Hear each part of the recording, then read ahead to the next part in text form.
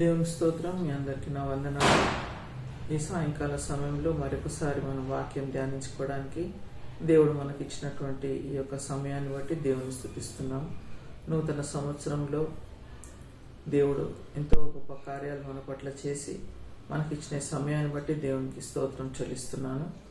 మొదటిగా లూకాసు వార్త 7వ అధ్యాయం 36వ వచనం నుండి కొన్ని వచనాలు మనము చదువుకుందాం. పరిసయ్యులలో ఒకడు తనతో కూడా భోజనం చేయవలనని ఆయనను అడిగాను. ఆయన ఆ పరిసయ్యుని ఇంటికి వెళ్లి భోజన పంక్తిని కూర్చుండగా ఆ ఊరిలో ఉన్న పాపాత్మురాలైన ఒక స్త్రీ యేసు పరిసయ్యుని ఇంట భోజనమునకు కూర్చున్నాడని తెలుసుకుని ఒక బుడ్డిలో అత్తరు తీసుకొని వచ్చి వెనుక తట్టు ఆయన పాదముల యొద్ద నిలవబడి ఏడ్చుచూ కన్నీళ్లతో ఆయన పాదములను తడిపి తన తల వెంట్రుకలతో తుడిచి ఆయన పాదములను ముద్దు పెట్టుకొని ఆ అత్తరు వాటికి పూసెను. ఆయనను పిలిచిన పరిసయ్యుడు అది చూచి ఆయన ప్రవక్త అయిన ఎడల తన్ను ముట్టుకొనిన ఈ స్త్రీ యువతియో ఎటువంటిదో ఎరిగియుండును, ఇది పాపాత్మురాలు అని తనలో తాను అనుకొనెను. అందుకు యేసు, ఇక్కడ వరకు మరి వాక్యం చదివినాను. ఇప్పుడు మనం ప్రార్థన చేసుకున్న తర్వాత వాక్యాన్ని మనం ధ్యానించుకుందాం. స్తోత్రం నాయన, స్తోత్రం స్తోత్రం స్తోత్రములు తండ్రి. పరిశుద్ధుడా నీ పాదాలకు స్తుతి స్తోత్రములు నాయన.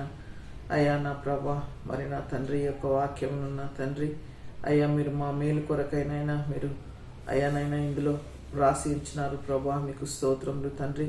ఈ యొక్క వాక్యం నైనా మేము ధ్యానించినట్టుండగా తండ్రి నన్ను నీ యొక్క శిలువ చాటున మరుగుపరిచి మాకందరికీ కావలసినటువంటి వర్తమానాన్ని మీరు అనుగ్రహించండి అయ్యా. వినగలిగే చెవులు, గ్రహించే హృదయం మాకు దయచేయమని ప్రార్థిస్తున్నాం తండ్రి. గూఢమైన మర్మాలతో మీరు మాతో మాట్లాడమని ప్రార్థిస్తున్నాం తండ్రి. దైవమా నీకే స్తుతులు, స్తోత్రాలు, వందనాలు చెల్లిస్తూ యేసయ్య అతి పరిశుద్ధ నామాన్ని బట్టి ప్రార్థించి వేడుకుంటున్నాం తండ్రి, ఆమేన్.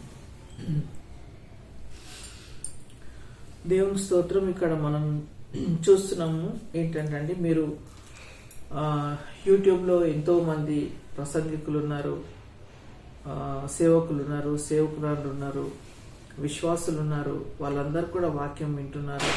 వాక్యము ఈ రోజులలో తెలియని వారు అంటూ ఎవరు ఉండరు. మరి అన్యులు కూడా వాక్యాన్ని వింటున్నారు, వాళ్ళు కూడా దేవుని స్వీకరిస్తున్నారు. ఎన్నో గూఢమైన మర్మాలు కూడా మనకు బోధింపబడుతున్నాయి ఈ మధ్యలో. అయితే ప్రతి ఒక్కసారి కూడా మరి వాక్యము ఎవరైనా మరి గొప్ప దైవజనులు మాట్లాడినప్పుడు అందులో నుండి ఒక నూతనమైనటువంటి మర్మాన్ని దేవుడు మనకు బోధిస్తూ ఉంటాడు. ఈ యొక్క అనుభవము మనకు పరలోకం వెళ్లే వరకు కూడా ఉంటదేమో అని నాకు ఆలోచన వస్తూ ఉంటుంది ఒక్కొక్కసారి. ఎప్పుడు వాక్యం విన్నా కానీ, అంటే ఎప్పుడు చదువుకున్న వాక్యమే కానీ అది మనలో ఒక కొత్తదనాన్ని మనకు అది చూపిస్తూ ఉంటుంది ఆ వాక్యం అనేది. కనుక దేవునికి స్తోత్రములు. ఈ వాక్యం కూడా అందరూ వినే ఉంటారు, చూసి చదివి ఉంటారు. అయితే దీనిలో కొన్ని మర్మాలు మరి గ్రహించడానికి దేవుడు మనకు సహాయం చేయను కాక. మరి ఇక్కడ మనం చూస్తున్నాము, ఇక్కడ ఏంటంటే పరిసయ్యుడు ఒక ఆయన మరి యేసుప్రభుని ఆయన ఇంటికి ఆహ్వానిస్తాడనమాట. అక్కడ ఆయన ఆహ్వానించిన పడ్డప్పుడు భోజన పంక్తికి యేసుప్రభు అక్కడ కూర్చోవడం మనం చూస్తున్నాం. అయితే అక్కడ ఆ పరిసరాల్లోనే ఒక మనము మన భాషలో చెప్పుకోవాలనంటే ఒక వేశ్య, ఒక పాపాత్మురాలైన స్త్రీ ఆ యొక్క స్థలంలో అక్కడ ఉంటూ ఉన్నదన్నమాట. అయితే అక్కడ ఆమె యేసుప్రభు గురించి వింటది. ఏమని అంటే ఆయన క్షమించే దేవుడని, మరి స్వస్థపరిచే దేవుడని, చాలా గొప్ప దైవజనుడని, ఆయన యొక్క ప్రవక్త అని ఎన్నెన్నో రకాలుగా ఆమె విని ఉండొచ్చు. అయితే ఆమెకు మరి తన పాపాల విషయంలో పశ్చాత్తాపం వస్తుందన్నమాట. అయితే తన పాపాల విషయంలో పశ్చాత్తాపం వచ్చినట్టు ఎవరికి కూడా ఆమె చెప్పుకోదు. అయితే ఇక్కడ జరిగిన విషయము ఏమని చూస్తున్నామంటే, యేసుప్రభు అక్కడ భోజన పంక్తి కూర్చున్నట్లుగా మనం చూస్తున్నాం.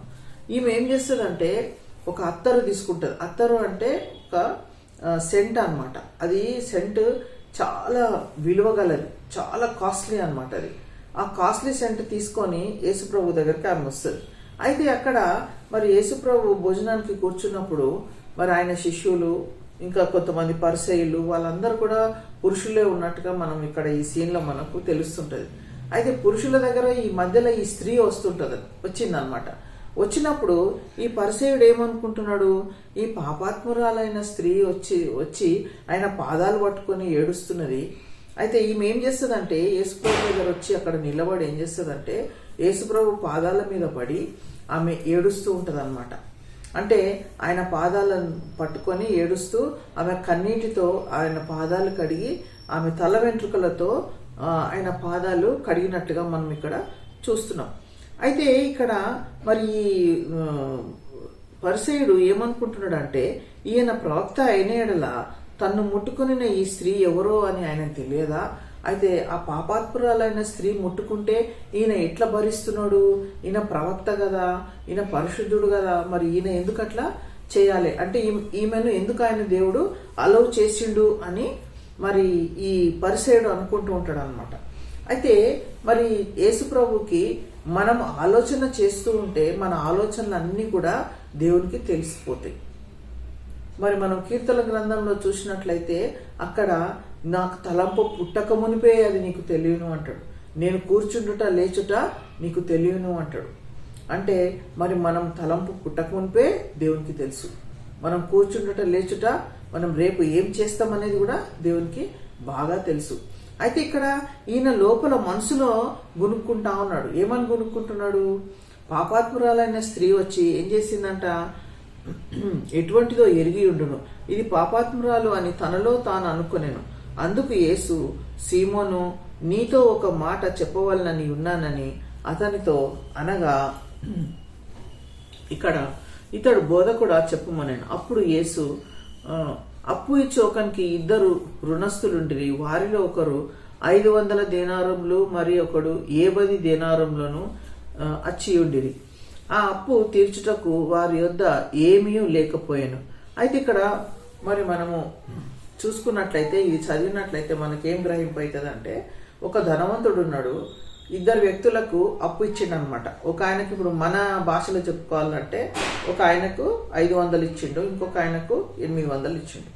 అయితే ఈ 800 ఆయన ఏం చేసిండంటే, నా వల్ల కాదు, నేను కట్టలేకపోతున్నాను, నన్ను క్షమించు అని ఈ ధనవంతుని దగ్గరకు వచ్చి క్షమాపణ అడుగుతాడు.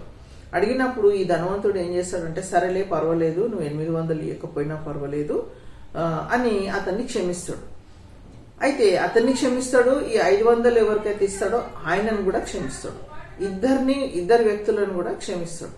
అయితే ఈ 2 వ్యక్తులకు మరి దేవుడు ఏం చేసిండు, ఒకటే సహాయం చేసిండు. ఇందులో ఏ వ్యక్తికి ఎక్కువ సహాయం దొరికింది అని ఆ పరిసయ్యుని యేసు ప్రభు అడుగుతాడు. అడిగితే ఏమంటాడు ఆయన అప్పుడు, అందుకు సీమోను, అతడు ఎవనికి ఎక్కువ క్షమించనో వాడే అని నాకు తోచుచున్నదని చెప్పగా ఆయన, నీవు సరిగా యోచించితివని అతనితో చెప్పి ఆ స్త్రీ వైపు తిరిగి సీమోనుతో ఇట్లా, నేను ఈ స్త్రీని చూచుచున్నావే, నేను నీ ఇంటిలోనికి రాగా నీవు నా పాదములకు నీళ్ళియ్యలేదు. అయితే ఇప్పుడు ఆ పరిసయ్యుని యేసుప్రభు అడిగినప్పుడు పరిసయ్యుడు సరైన జవాబు చెప్పడం మనం చూస్తున్నాం. అయితే యేసుప్రభు ఏమంటాడంటే, ఈ స్త్రీని చూస్తున్నావు కదా, అయితే నేను నీ ఇంటికి వచ్చినప్పుడు నువ్వు నాకు మర్యాద ఏ రీతిగా అయితే చేయాలనో అట్లా నువ్వు చేయలేదు. యూజువల్గా ఇప్పుడు మనం గ్రామాలకు వెళ్తుంటే వాళ్ళ ఇంటికి వెళ్ళినప్పుడు మనకు చెంబులో నీళ్ళు తీసుకొచ్చి ఇస్తారు వాళ్ళు. ఏంటంటే కాళ్ళు కడుక్కోవాలనేసి కాళ్ళు కడుక్కుంటాం, లోపల వెళ్ళిన తర్వాత మళ్ళీ ముఖం కడుక్కుంటాం. శుభ్రం అయిన తర్వాత వాళ్ళు ఇంకా ఏదో భోజనం ఏర్పాటు ఏదో ఒకటి అక్కడ చేస్తూ ఉంటారు అనమాట. అంటే వచ్చినటువంటి ఆ అతిథికి ఏం చేస్తారంటే ఆతిథ్యం ఇస్తారనమాట. అయితే ఇక్కడ యేసుప్రభు వచ్చినప్పుడు ఈయన ఏం చేసిండంట, ఆ స్త్రీ వైపు తిరిగి సీమోనుతో ఇట్లా, నేను ఈ స్త్రీని చూస్తున్నావే, నేను నీ ఇంటిలోనికి రాగా నీవు నా పాదములకు నీళ్ళియలేదు గాని ఈమె తన కన్నీళ్లతో నా పాదములు కడిగింది. అయితే నా పాదాలకు ఏం చేసినావు, నువ్వు నీళ్ళు ఇవ్వలేదు. ఇప్పుడు యూజువల్గా మనము గెస్ట్లు వచ్చినప్పుడు మనం ఏం చేస్తామంటే వాళ్ళని ఎంతో సంతోషంగా మనం రిసీవ్ చేసుకుంటాం. బాగున్నారా, వచ్చారా, మరి ఎన్ని గంటలకు వచ్చారు, ఎక్కడి నుంచి వచ్చారు, ఎట్లా వచ్చారు, అన్ని వాళ్ళను యోగక్షేమాలు మనం అడిగి తెలుసుకుంటూ ఉంటాం. అయితే ఇక్కడ మరి యేసుప్రభు ఆయన లోపల ఏం గమనించిందంటే, యేసుప్రభుకు ఇవ్వాల్సినటువంటి ఆనర్ ఈ పరిసయ్యుడు ఇవ్వలేదు. అయితే ఈయన ఏమనుకుంటుండంటే యేసుప్రభుని ఒక నార్మల్ మనిషి అని అనుకుంటున్నాడు అనమాట. అంటే ఈయన ఏదో ఒక ప్రవక్త, ఏదో ఒక దైవజనుడు అని అనుకుంటుండు కానీ ఈయనకు దైవ లక్షణాలు ఉన్నాయని, ఈయన గొప్ప గొప్ప ప్రవక్త అని, గొప్ప కార్యములు చేసే దేవుడని ఆయన గ్రహించడం లేదు. ఎవరు? ఈ పరిసేయుడు అన్నమాట. అయితే ఇక్కడ మరి యేసుప్రభు అంటుండు, ఏమని అంటుండు? ఈ స్త్రీని చూస్తున్నావే, నేను నీ ఇంటిలోనికి రాగా నీవు నా పాదములకు నీళ్ళు ఇయ్యలేదు, కానీ ఈమె తన కన్నీళ్లతో నా పాదములను తడిపి తన తల వెంట్రుకలతో తుడిచాను. నీవు నన్ను ముద్దు పెట్టుకొనలేదు, కానీ నేను లోపలికి వచ్చినప్పటి నుండి ఈమె నా పాదములు ముద్దు పెట్టుకొనట మానలేదు. అయితే ఆమె ఏం చేస్తుంది? యేసుప్రభు పాదముల మీద పడి కన్నీళ్లతో పాదాలు కడిగి తర్వాత ఏం చేసింది? తన తల వెంట్రుకలతో ఆ పాదాలను తుడుస్తుంది అనమాట. ఇంకా ఆ పాదాలను ఏం చేస్తుంది? తను ముద్దు పెట్టుకుంటుంది. అంటే ఎందుకు ఆమె అట్లా చేస్తుందనంటే యేసుప్రభు తన పాపాలను క్షమిస్తాడు, క్షమించే దేవుడని విశ్వాసంతో వచ్చి ఆమె ఆ రీతిగా చేస్తుంది. అయితే ఈ పరిసేయుడు ఏంటిదంటే, నేను మంచివాడనే, నేను యేసుప్రభుని క్షమాపణ అడగాల్సినంత అవసరము నాకు లేదు, నేనే ఆయనను భోజనానికి పిలిచినానంటే, ఇప్పుడు భోజనానికి పిలిచిన వాళ్ళే గొప్ప కదా, తినడానికి పోయిన వాళ్ళు గొప్ప కాదు కదా వాళ్ళ దృష్టిలో. ఎవరైతే ఇంటికి ఆహ్వానిస్తారో వేరే వాళ్ళని, వాళ్ళు ఏమనుకుంటారు? మేమే గొప్ప వాళ్ళం, మేమే వాళ్ళని ఇన్వైట్ చేసినాం అన్నట్టు వాళ్ళు కొంతమంది ప్రవర్తిస్తూ ఉంటారు. అందులో ఈ పరిసేయుడు కూడా ఆ రీతిగా ప్రవర్తిస్తున్నట్టుగా మనం చూస్తున్నాం అన్నమాట. దేవునికి స్తోత్రములు. అయితే ఇక్కడ మనం ఏం చూస్తున్నామంటే, ఇక్కడ మరి యేసుప్రభుకు ఇవ్వాల్సినటువంటి ఘనత ఆయన ఇవ్వలేదన్నమాట. అయితే యేసుప్రభు మరి ఎందుకు ఈమె పాపాలు క్షమించినాడు? ఏమేమంటుండే ఇక్కడ యేసుప్రభు ఏమంటుండే? ముద్దు పెట్టుకున్నది. తర్వాత ఆమె విస్తారంగా ప్రేమించను గనుక ఆమె యొక్క విస్తార పాపములు క్షమింపబడనని నీతో చెప్తున్నాను. అయితే యేసుప్రభు ఇంతకుముందు ఏదైతే మనకు ఉదాహరణ ఇచ్చినాడో ఆ ఉదాహరణలో ఏముంది? ఎక్కువ పాపములు, ఎక్కువ అప్పు ఎవరైతే చేసినారో ఆయనను క్షమించుడు ధనవంతుడు. అట్లనే ఈ స్త్రీ కూడా పాపాత్మురాలైన స్త్రీ ఎక్కువ పాపాలు చేసింది కనుక ఈమె నేను క్షమిస్తున్నాను అంటాడు. అయితే వాళ్ళు ఏమనుకుంటారు? ఈ పరిసేయులు ఇంకా వేరే ఇతర వాళ్ళు ఏమనుకుంటారు అంటే, ఈ పాపాత్మురాలైన స్త్రీని తీర్పు తీరుస్తాడు దేవుడు అని అనుకుంటాడు. అంటే ఆమె పాపాలు చేసింది కదా, వీళ్ళకంటే ఎక్కువ ఆమె పాపాలు చేసింది కాబట్టి ఆమెకే తీర్పు తీరుస్తాడు, మనకేమన్నాడు అని వాళ్ళు అనుకుంటారు. కానీ ఇక్కడ జరిగింది ఏంది? ఆపోజిట్ గా, అంటే ఉల్టా జరుగుతుంది అనమాట. ఉల్టా అంటే వాళ్ళు అనుకున్నట్టు జరగకుండా వాళ్ళు అనుకోనిది ఇక్కడ జరుగుతుంది. అదేంటి అంటే యేసుప్రభు ఆమె మరి పాదాల మీద పడి ఏడ్చి కన్నీరు గార్చి ఆయన పాదాలు కడిగి ఆయన పాదాలు ముద్దు పెట్టుకొని ఆయన పాదాలు తుడిచింది కాబట్టి దేవుడు ఏం చేస్తాడంటే ఆమెను క్షమించి ఆమె పాపాలు క్షమింపబడినాయని ఇక్కడ చెప్తుంటాడు అనమాట. ఆమె విస్తారంగా ప్రేమించను గనుక ఆమె యొక్క విస్తార పాపములు క్షమింపబడినని నీతో చెప్తున్నాను. అయితే ఎవరికి కొంచెంగా క్షమింపబడినో వాడు కొంచెంగా ప్రేమించునని చెప్పి, అయితే ఎవరికైతే మరి ఎవరైతే కొంచెం పాపాలు చేసిండ్రో వాళ్లకు కొంచెమే క్షమిస్తాడు, ఎక్కువ పాపాలు చేస్తే ఎక్కువ క్షమిస్తాడు. అంటే దాని అర్థమైంది, ఇప్పుడు ఎవరు ఎన్ని పాపాలు చేసినా క్షమిస్తాడు. కానీ అడిగే విధానం అంటే ఏంటిది? యేసుప్రభు దగ్గర అడిగే విధానం ఏంటిదంటే, నేను పాపిని. మరి పరిసేయుడు తర్వాత ఇంకొక ఆయన ఎవరు? వాళ్ళు ఇద్దరు కలిసి మందిరానికి వెళ్తారు. మందిరానికి వెళ్తే ఎవరి ప్రార్థన దేవుడు అంగీకరిస్తాడు? సుంకరి ప్రార్థన దేవుడు అంగీకరిస్తాడు. పరిసేయుడు ఏమని ప్రార్థన చేస్తాడు? ఈ సుంకరి లాగా నేను లేను, నేను వారానికి ఒకసారి ఉపవాసం ఉంటున్నా, నేను దశం భాగం ఇస్తున్నా, నేను రెగ్యులర్ గా చర్చ్కి వస్తున్నా అని తనను తానే పొగుడుకుంటాడు. అయితే ఇక్కడ సుంకరి ఏం చేస్తాడు? పాపినేనే నన్ను క్షమించు ప్రభు అని ప్రార్థన చేస్తాడు. అయితే ఇక్కడ కూడా మరి యేసు ప్రభు దగ్గరికి ఆమె వచ్చి ఏం చేస్తుందంటే కన్నీటితో ఆమె పాపాలు ఒప్పుకుంటుంది. అయితే మనం అనుకుంటాము మనం ప్రార్థన చేస్తుంటే దేవుడు వింటాడులే, ఏదో నార్మల్ గా చేసి మనది దేవా నీకు స్తోత్రం నాకు ఆత్రం అనుకుంటా మనం ఏం చేస్తామంటే అది ముగించేస్తాం అనమాట. ఏదో వాక్యం చదువుకోవాలా, ఏదో ప్రార్థన చేసుకోవాలా, మళ్ళీ మనము వెళ్ళిపోవాలా. ఆయన దేవుడు వింటాడో వినడో మనకు తెలియదు. విన్నా పర్వాలేదు, వినకపోయినా పర్వాలేదు, కానీ మనం మాత్రం దేని మీద కాన్సన్ట్రేట్ చేస్తాము? ఈ రోజులలో మనకు డ్యూటీస్ ఉంటాయి, ప్రోగ్రామ్స్ ఉంటాయి, ఫంక్షన్స్ ఉంటాయి, ప్రేయర్ మీటింగ్స్ ఉంటాయి, ఈటింగ్స్ ఉంటాయి, మీటింగ్స్ ఉంటాయి, అన్నీ ఉంటాయి. కానీ ప్రార్థనకు మాత్రము మనకు సమయం ఉండదు. పశ్చాత్తాపంతో ప్రార్థన చేయాలంటే మనకు సమయం ఉండదు. అయితే దేవుడు ఏ ప్రార్థన ఇష్టపడుతున్నాడు? దేవుని మనము స్తుతించాలి, దేవుని మనము కొనియాడాలి. అయితే ఒక స్త్రీ పాట పాడుతుంది అనమాట. ఏమని పాట పాడుతుంది?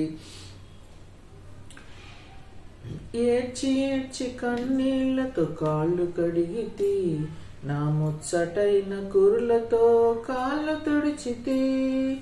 ఏడ్చి ఏడ్చి కన్నీళ్లతో కాళ్ళు కడిగితే, నా ముచ్చటైన కురులతో కాళ్ళు తుడిచితే.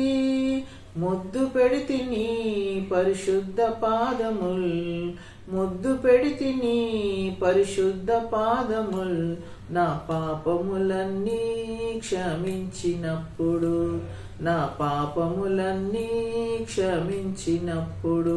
ఆహాహా ఆహాహా, అనురాగ దేవుడు, ఆనంద దేవుడు, అందరినీ ఒకే రీతిగా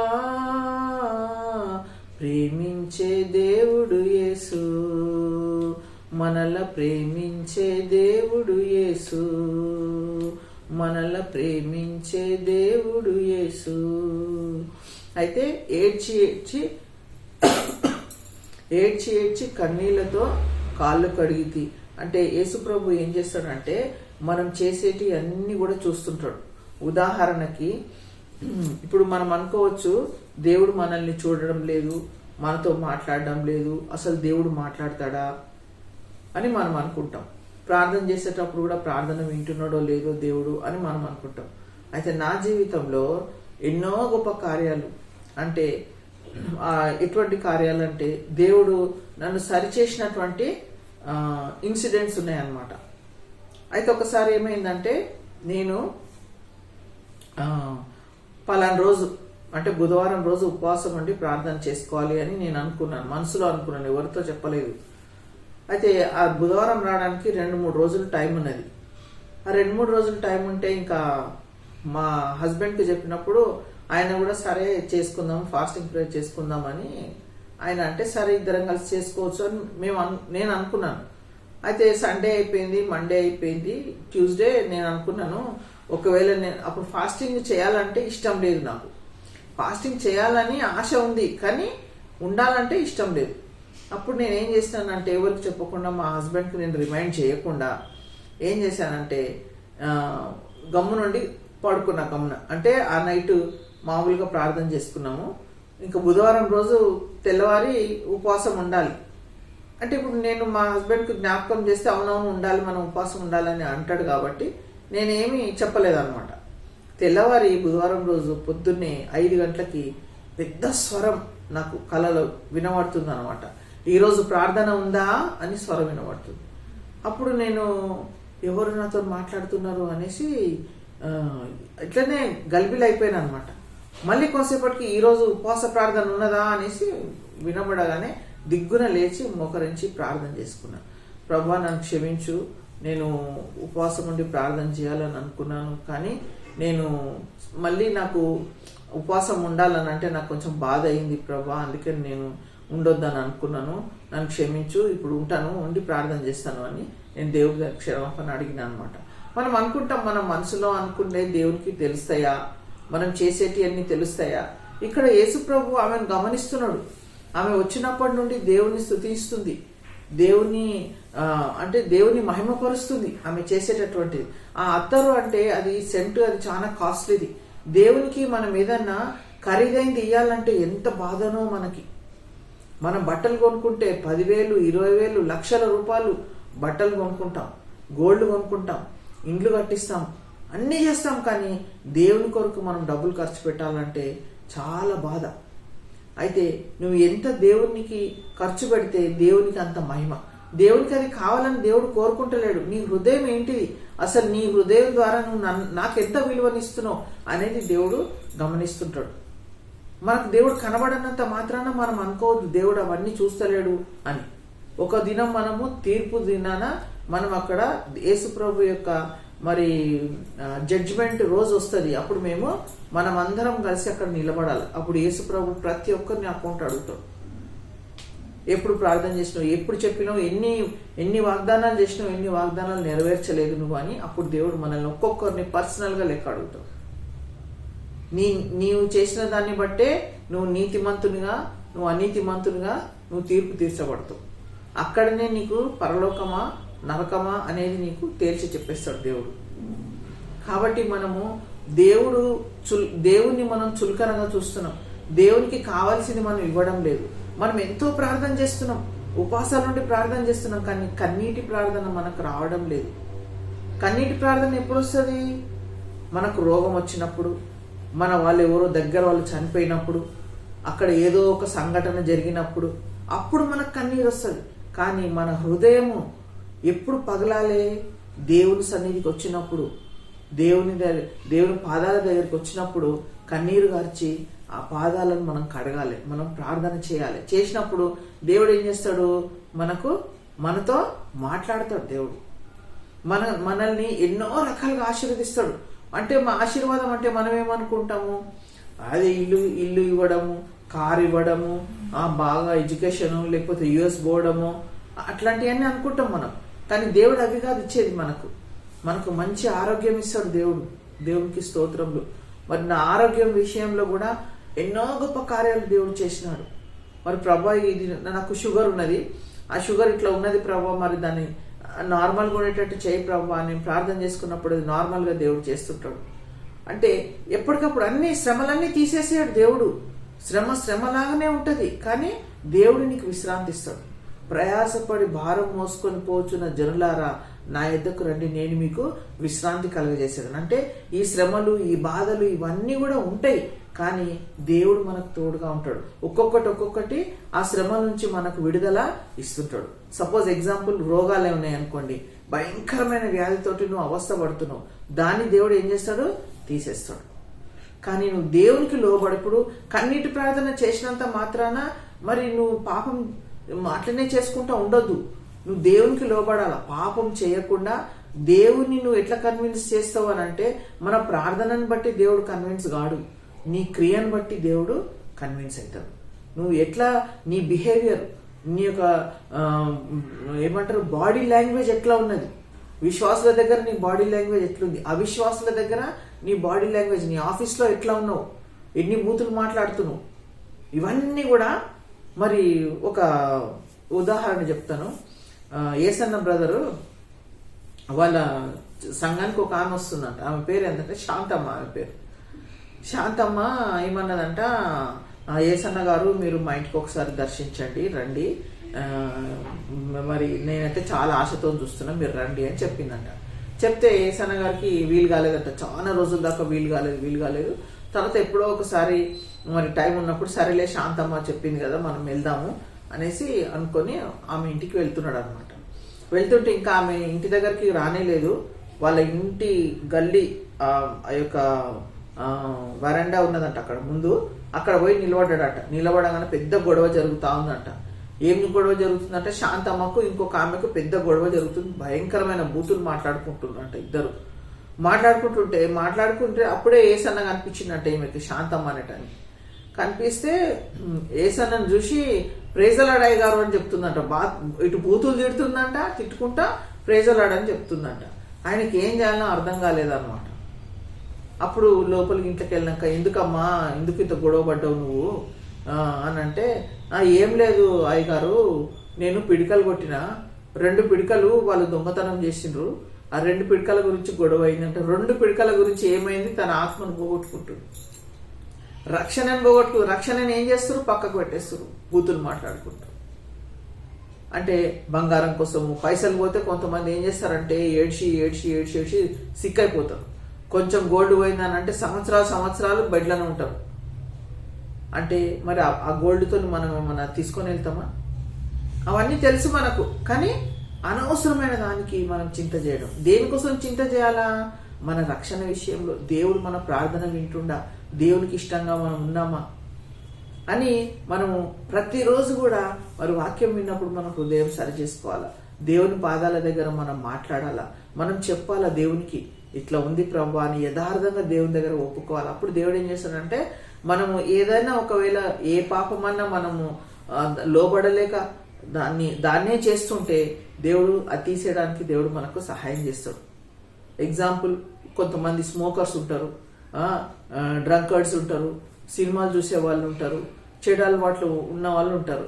అయితే అవన్నిటి నుంచి కూడా దేవుడు విడుదల ఇవ్వడానికి సిద్ధంగా ఉంటాడు. ప్రభా నేను అది చేయలేకపోతున్నా, సిగరెట్ మానలేకపోతున్నా అని దేవుడి సహాయం అడిగితే దేవుడు నీకు ఆ శక్తిని ఇస్తాడు, నువ్వు దాన్ని మానేస్తావు. దేవుడికి స్తోత్రములు. మా ఇంటి దగ్గర ఒక అతను మాలేసుకుంటాడు, బాగా తాగుతుండే, తాగి జాండీస్ వచ్చింది, చచ్చిపోయేటట్టు అయిండు. అయితే మాలేసుకుంటే తక్కువ అయిపోతుంది, తాగడని చెప్పి 40 రోజులు ఉపాసం పెట్టి అదేమో మాల వేసి ఏదో చేసిండు. అదంతా అయిపోయింది, మళ్ళీ నెక్స్ట్ డే నుంచి మళ్ళీ స్టార్ట్ చేసిండు తాగడం. మనది అట్లుండదు. మనది ఎట్లుంటది? దేవుని యొక్క మాట శక్తిగల మాట. ఆ మాట దేవుడు మాట్లాడినంటే అది నెరవేరుతుంది.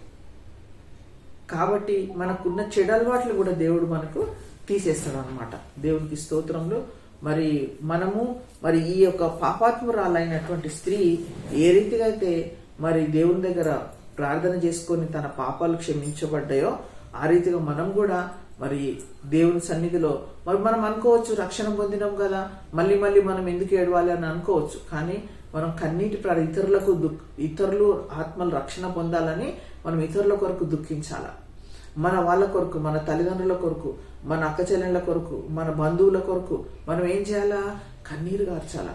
అప్పుడు దేవుడు ఏం చేస్తాడంటే నీ కన్నీటికి దేవుడు ఒక మంచి బహుమానం ఇస్తాడు. గొప్ప కార్యాలు దేవుడు మన పట్ల చేస్తాడు. గనక మనం షోపుటంలు చేయొద్దండి. షోపుటంలు మనకు నడవదు. మనము యథార్థమైన హృదయంతో దేవునితో మాట్లాడినప్పుడు దేవుడు కూడా మనకు దిగి వచ్చి గొప్ప కార్యాలు మన పట్ల చేస్తాడు. దేవుడి కొద్ది వాక్యం దీవించును గాక. ఆమేన్. ప్రార్థన చేసుకుందాం. స్తోత్రం నాయన, స్తోత్రములు తండ్రి. యేసయ్యా నీకే స్తుతి స్తోత్రములు నాయన. ఈ వాక్యం ద్వారా మాతో మాట్లాడినావు తండ్రి. అయ్యా నీ పాద సన్నిధానంలో నాయన కన్నీరు గార్చాలని నాయన, మా హృదయం కుమ్మరించాలని అయ్యా నాయన ఆశపడుతున్న దేవుడు నాయన. మరి ఆ పాపాత్మురాలైన స్త్రీ ప్రభా నీ పాదాలు కడిగింది నాయన, తన తల వెంట్రుకలతో నీ కాళ్ళను తుడిచింది ప్రభా, అత్తరుతో నైనా మరి పూసినైనా ప్రభా నీ కాళ్ళను ముద్దు పెట్టుకుంది ప్రభా. అయ్యా నైనా నీకు స్తోత్రం. మరి అత్తరు ఎంతో ఖరీదైంది ప్రభా నైనా, ఖరీదైన వాటితో నైనా నిన్ను మయంపరచడానికి మాకు సహాయం చేయండి ప్రభా. తండ్రి నీకు స్తోత్రములు నాయన. ఎందుకంటే నువ్వు దేవాతి దేవుడవు నాయన. నా తండ్రి నీకు ఇచ్చేటటువంటి ఆనర్, నీకు ఇచ్చేటటువంటి ఘనత, మహిమ మేము ఇవ్వాలి ప్రభా. నీకు స్తోత్రం నాయన.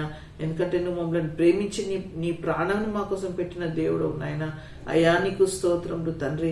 కృప చూపించండి ప్రభా. ఈ వాక్యం విన్నటువంటి ప్రతి బిడ్డను కూడా నాయన మీరు దర్శించండి. వాళ్ళందరూ కూడా నాయన ఇలాంటి ప్రార్థన చేయడానికి మీరు సహాయం చేయండి. అయ్యా నీకే స్తుతులు స్తోత్రాలు వందనాలు చెల్లిస్తూ ఈ కొద్ది మనవులు మా ప్రభు నీ ప్రియరక్షకుడైన యేసయ్య పరిశుద్ధ నామాన్ని బట్టి ప్రార్థించి వేడుకుంటున్నాను తండ్రి.